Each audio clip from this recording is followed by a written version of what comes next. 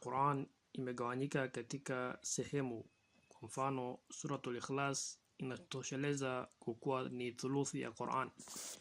Kulingana na hii maana, Quran imegawanyika katika sehemu tatu. Sehemu ya kwanza inaongea kuhusu Allah, tauhid na majina na sifa za Allah. Sehemu ya pili inaongea kuhusu ahkamu za dini. Na sehemu ya tatu inaongea kuhusu visa ambazo ziko katika Quran. Je, Quran ni kitabu cha hadithi au hikaya au riwaya?